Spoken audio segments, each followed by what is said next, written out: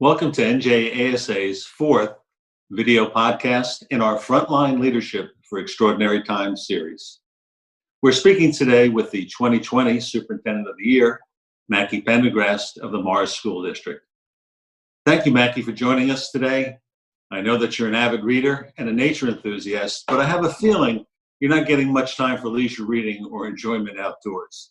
As the Chief Educational Officer for the Morris School District, I know you're busy now in ways that are different and challenging from the past during this quarantine period.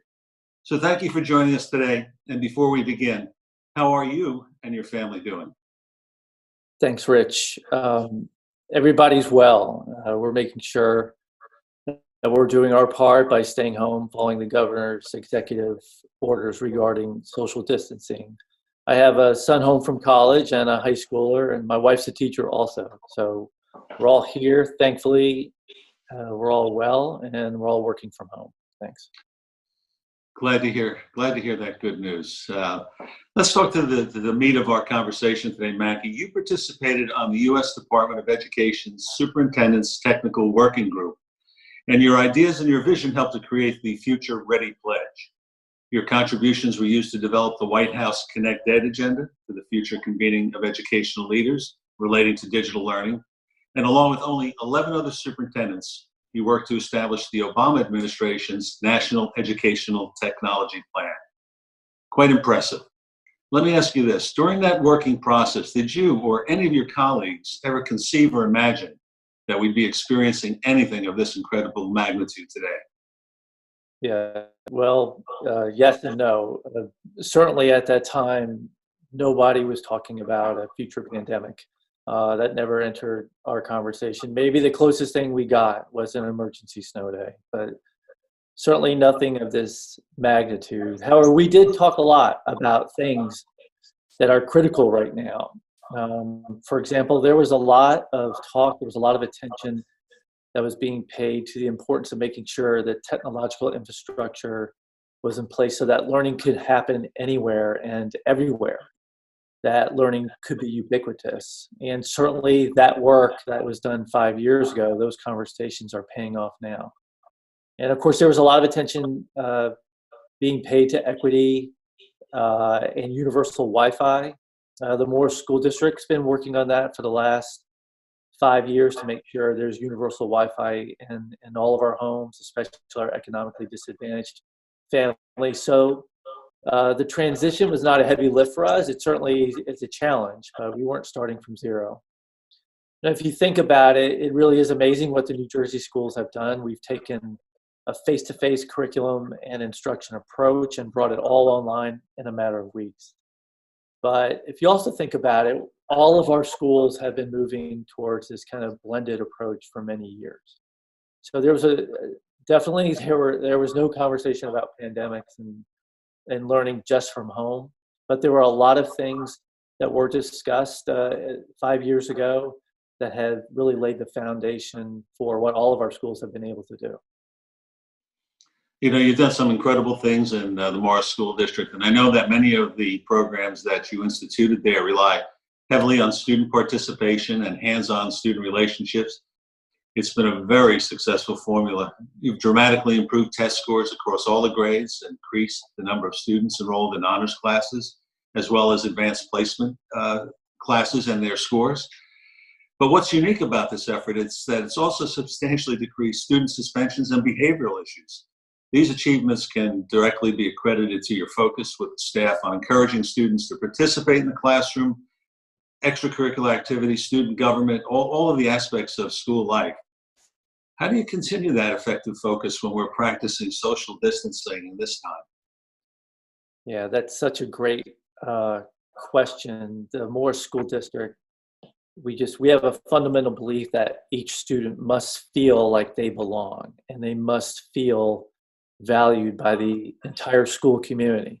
And we've invested heavily in that concept. We try to surround our students with an array of caring adults. That's our mantra that we repeat weekly. We've even had faculty meetings where the teachers go through and rate their connection to individual students. So it's a formula that works. The proof of concept is there. So the question you ask is a great one. How can we assure each student belongs and feels connected to an array of adults from a remote location in their house? That's the challenge. And that was our first concern when we transitioned to virtual remote learning. Our first concern really was, can we keep that connection? We prioritized that. Luckily, the closure came in mid-March after 7 months of the school, where those connections with adults have been made. And so in some ways, it's been easier to maintain that connection through teachers and clubs and coaches who may be creating videos for their sport or music lessons or conducting chat rooms on certain causes. So in that sense, we've been able to, I think, maintain that. Starting those relationships new in September will be another challenge if we're still in this environment. But also, we've been really obsessive about, and this is one of the benefits of technology, is through GoGuardian and other things that we have, we can really look and see who's participating well in that virtual remote learning or who's participating casually or not participating. We have that data. So we have a system built where we really jump on the first sign that students are not connected to their learning or their classrooms or the community. And we have a system where we're reaching out directly, we're calling home, keeping those connections with those parents and students. We also want our students to feel connected to the community. And so, doing something constructive and positive during this crisis, that's important. Service learning it's more important now than it's ever been. So our kids are involved in fundraisers to support our local hospital. We spoke today as an administrative team about our children writing letters of gratitude to the really incredible heroes that are in our hospitals right now. So these types of measures really empower our students, make them more resilient and stronger and more connected to the community. So yes, it certainly is a challenge, but I think creating meaningful connections between students and the community is also something that all of our schools are going to get better and better at over the next few months. But it is certainly a unique challenge. I certainly observe, and others agree, that in times of great stress or tragedy or something such as this nature after Superstorm Sandy, people look at the schools. They look at it as a place for stability, for hope, an institution that they rely upon. It really becomes the center of community as it has now. You're feeding families, literally. You are, trying to maintain that connection. And so our parents, our students, our community look to the schools and the staff to instill hope, optimism, and give them some sense of normalcy. You've talked a little bit about how your district is trying to accomplish that in terms of not just the academic needs, but the social and emotional needs of your community. When you communicate and your staff communicate with or when you communicate with your staff and when they communicate with their students and communities, what's your message? And how often do you think we should be connecting with families in that way? Well, we try to make sure that we putting together a coherent communication system so that it's happening at a whole bunch of different levels. Our teachers with the kids, our counselors are jumping in, certainly administrators also, and central office. So we want to make sure that we're over communicating. I think people certainly are looking to us, like you stated. They're looking for us for that sense of stability and normalcy. It's a great question, and there are real urgent concerns and real difficult challenges that our families are facing, and so they're looking to us. And so it's more important than ever. We always talk about communication as the superintendent. And when in doubt, over communicate. Back in February, in early February, we set up a coronavirus update center on our website so that our parents kind of had a dedicated place to go to for accurate information. In an era of social media, rumors and false information can really spread quickly. So we felt it was important to have a trusted place of information. And over the last 6 weeks, from a central office, we've communicated out 11 times about different things. And we're looking at the data on that. We've had over 125,000 pages viewed on that update center. So we feel Wow. like that's really worked. I mean, that shows, again, proof of concept of what you asked, Rich. I mean, people look to us for that solace and accurate information and how to proceed forward.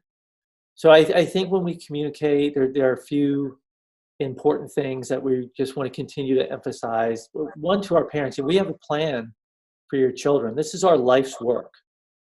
Yes, this is brand new. Learning from home. These are new challenges, extraordinary. But we're experts at this. This is our life's work. We've got a plan for your children, and we're going to take care of them.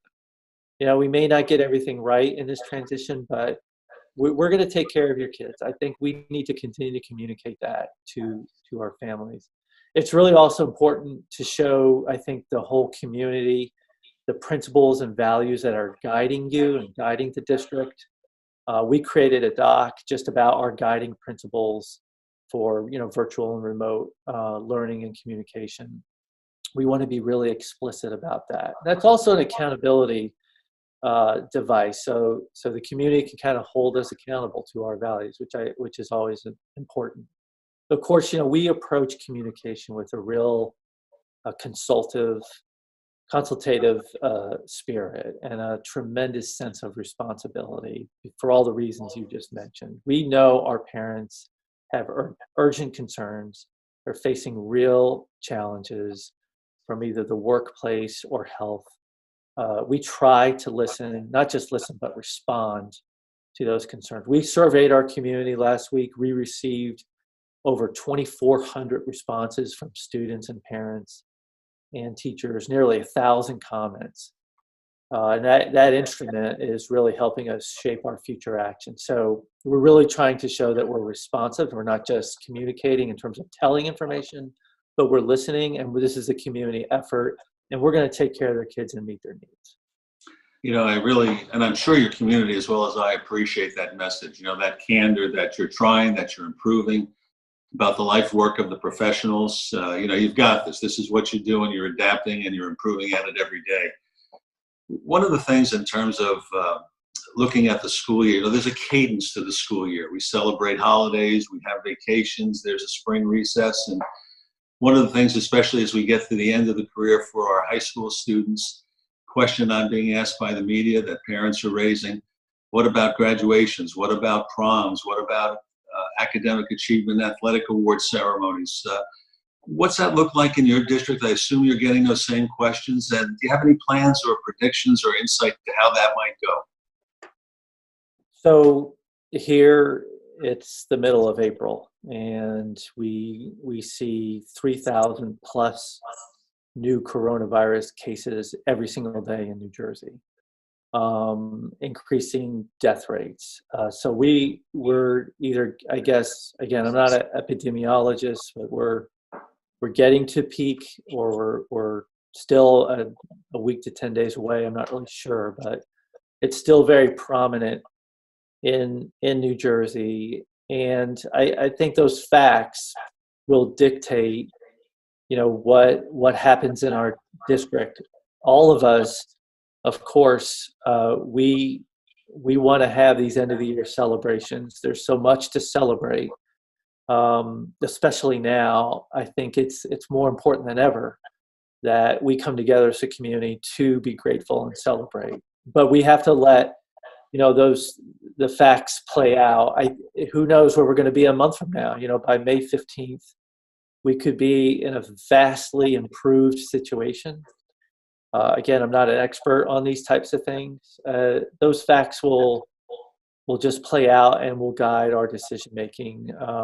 Certainly, of course, the governor and the CDC and the New Jersey Health Department, we lean, of course, heavily on their guidance. And we are motivated by, the people and taking care of everybody's health and wellness. And so we'll just have to wait and see as the facts unfold when it comes to graduation and some of these things that are in June.